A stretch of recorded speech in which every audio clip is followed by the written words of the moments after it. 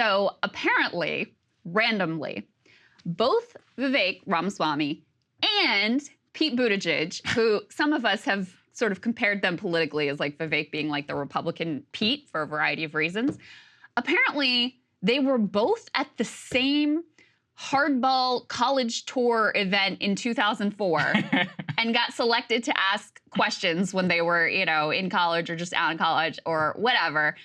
This is why the internet is so beautiful that these clips just emerged. Let's take a listen to young Vivek and young Pete asking their questions here. Reverend Sharpton, hello, I'm Vivek, and I want to ask you, last week on the show we had Senator Kerry, and this week and the week before we had Senator Edwards, and my question for you is, of all the Democratic candidates out there, why should I vote for the one with the least political experience? Well, you shouldn't, because I have the most political experience.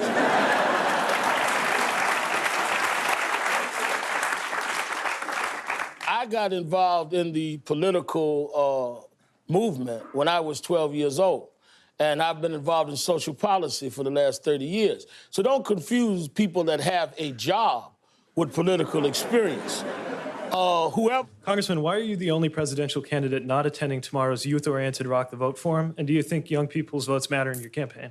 They matter a lot. That's why I'm here tonight. So Saagar corrected me. They were not at literally the same event. They were there a week apart. Yes. Okay. One was asking Reverend Sharpton, obviously, there a question. Vivek's question is also funny because he's asking, why should I vote for someone with no political experience when obviously he has no elected experience? Well, he should copy Al Sharpton. I thought Sharpton gave a pretty good answer there, to be honest with you. I can't stand Al Sharpton, and even that was a decent answer. Now, I am not saying this, Saagar, but many are saying that this is proof that both of them are CIA. Now, many are saying, I'm not saying it, I'm just reporting to you what others on the internet are saying. I think I'm somewhat more sympathetic because what I read in the two of them is that they were deep political nerds, and I was a political nerd, just like them, who also attended said political events when I was 21 years old. So, you know, I get it at a certain level. It was a crazy time, Krystal. It was November 2003. We just invaded Iraq, 9/11. Shit was wild, you know? Yeah. And so it's like you want to go to an event and you want to make your voice heard. I will say, Rock the Vote, my God, like what a cringeworthy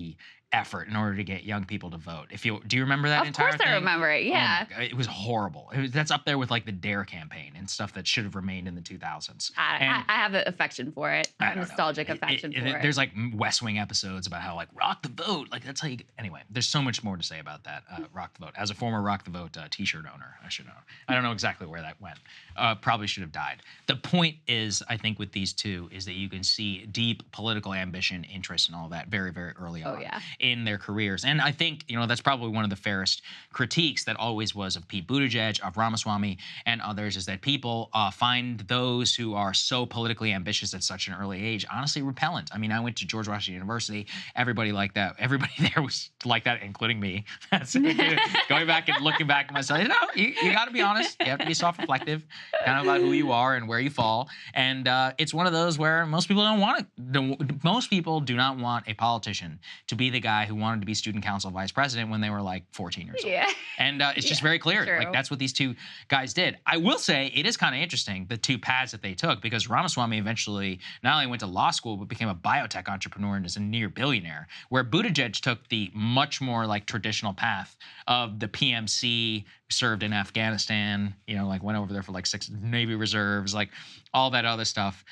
He did much more of a traditional like box check for a Democratic politician, moved back to his small home in a very benevolent move, became the mayor, you know, all of that, where Vivek, it almost seems like took a U-turn. He like went into the business world, made more money, you know, made enough money for the rest of his entire life, many other lifetimes, and then came back to politics, which seemed to be like although for Republicans, that would be more of a traditional path. But I don't know if he went down biotech lane because he wanted to be in politics. He probably is just like, I mean, he probably just want to make a ton of money, which is fine. Clearly, I mean, clearly both a lot of ambition from an early age. Your point, you know, reminds me of a comment that Steve Bannon actually made, I think, about Marco Rubio a while ago that I thought was very evocative. He's like, you know, Trump is different because he wasn't like Marco Rubio with his hair blow-dried in his briefcase at the RNC when he's 15 years old.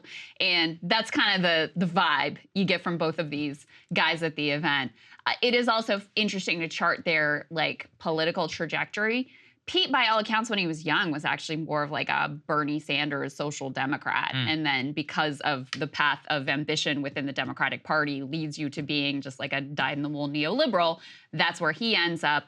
And then Vivek is, I don't know what his political path has been. It seems like he was kind of a liberal at that time, and then he becomes a really hard libertarian, and now he's adopted like social conservatism and is more of a traditional conservative, but also still holds these very hard libertarian values in terms of economics, especially with regards to the Fed and monetary policy and things like that. He's very much like a Ron Paul guy with regard to the Fed. So in any case, it's funny that they were both there. Oh, absolutely. Yeah, I really don't know what to say other than it's a pretty clear look into how a lot of these people are. And, a lot of politicians are like this. Joe Biden, is one of those guys, always wanted to be president. It's like a red flag. And sometimes when you look back, anyone who's obsessed with student government, what's his name? Bill Clinton was president of, I believe it was Georgetown freshman class. He was like student body president there. So, the ambition is deep. People with a lot of these people. They really prefer candidates that it feels like, even if it's not true, that it feels like they were like dragged to power. It is a uncomfortable feeling to look at someone and be like, oh, from the moment that you were aware, you were like envisioning yourself taking the oath of office in the mirror, But I think the reality for almost all these people is that they've had these ambitions for a long time. The every guy thing, navigating to try to figure out where they should land to get there. The every guy thing is so important.